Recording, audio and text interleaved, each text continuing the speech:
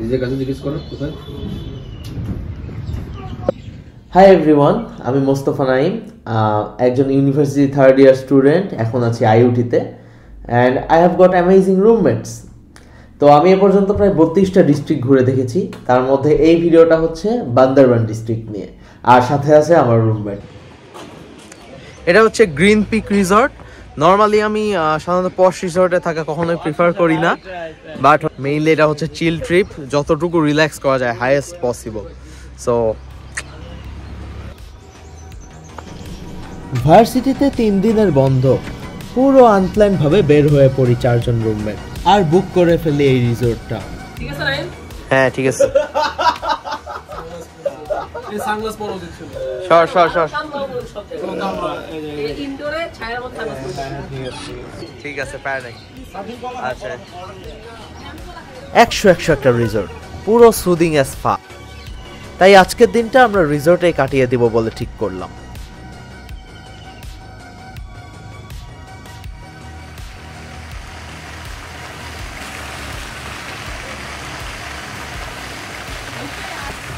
Ready for the pool, boys? Let's go!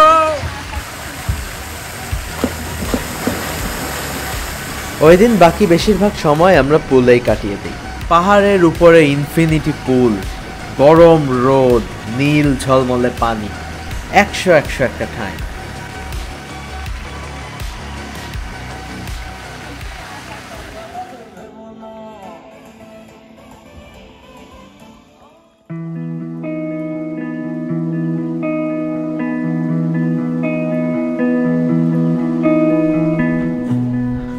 অতিরিক্ত সুন্দর একটা সকাল। ঘুম থেকে উঠে জাস্ট একটা কথাই মনে হচ্ছিল, এ জিন্দেগি না মিলেগি দোবারা।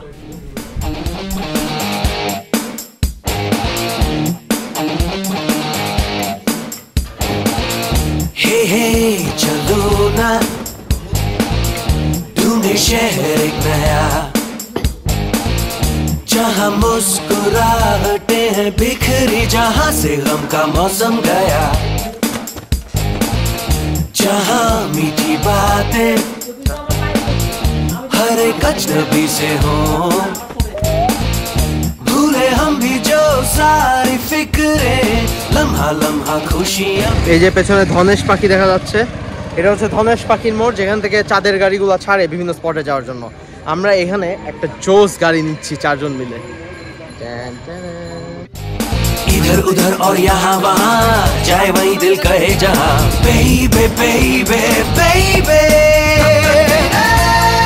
हम धड़कने दिल जैसे धड़के धड़कने दो, क्यों है कोई आग नबी शोला जो भड़के भड़कने दो।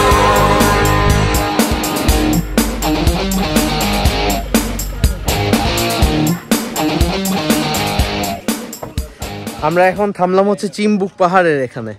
তো চিম্বুক পর্যটন কেন্দ্র, এটা ঘুরে দেখি একটু। চলো না গায়ে নয়ে নয়ে গীত, এই রাস্তা দিয়ে এসে একটা রেস্টুরেন্ট, আর this is the main site. कोई भी देखता नहीं, देखे उनको दीवाने हो के, कोई कितना भी हमको टोके, खुली हवा हो खुला समा, जागे हुए हो सब अरमा, बेबे बेबे बेबे दिल जैसे धड़के धड़कने दो, क्यों है कोई आग नबी शोला जो भड़के भड़कने दो।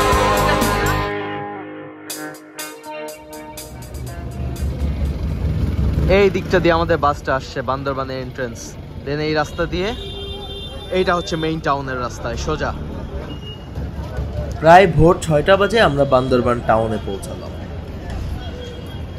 বান্দরবান শহরের মধ্যে দিয়ে যে রাস্তাটা গেছে সেইটা হচ্ছে একটা উল্টা ইউ আকৃতির, আর এই ইউ আকৃতির রাস্তার এক পাশ ধরেই আমরা ঢাকা থেকে আসলাম। একটা অটো নিয়ে আপনি বান্দরবান শহরের পুরোটা ঘুরে ফেলতে পারবেন। এই পয়েন্টটা হচ্ছে বান্দরবান বাস টার্মিনাল, যেখান থেকে আমরা অটোতে উঠলাম।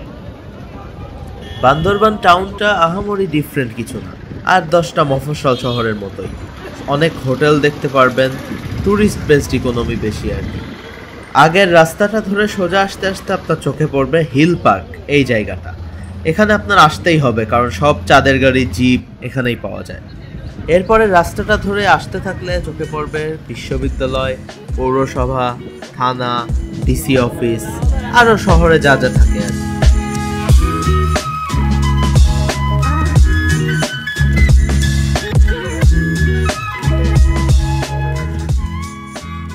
শহরের ইউ লুপের উপর দিয়ে বয়ে গেছে ইউ শেপের সাঙ্গু নদী, আর আমরা আছি বান্দরবানের এই ট্রাফিক মোড়ে। আমার পেছনে এটা হচ্ছে বান্দরবানের ট্রাফিক মোড়, যেটা কিনা বান্দরবান টাউনের একটা সেন্ট্রাল পয়েন্ট।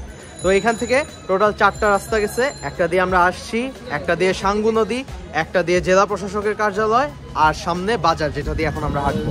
গাইস, এটা আমাদের ফার্স্ট ভিউ পয়েন্ট।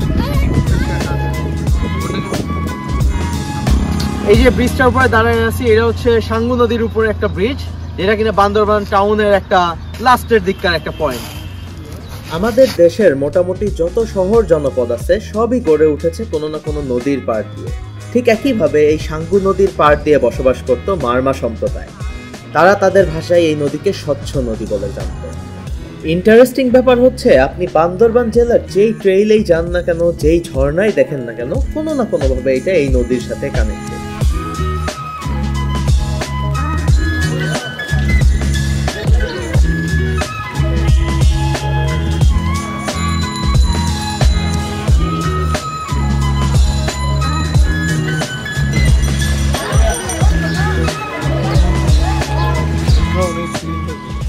এই সোজা বরাবর এখানে হচ্ছে একটা বার্মিজ মার্কেট এরিয়া। রাস্তার দুই পাশ দিয়ে অনেক বার্মিজ মার্কেট অ্যান্ড ওই টাইপের জিনিসপাতির দোকান।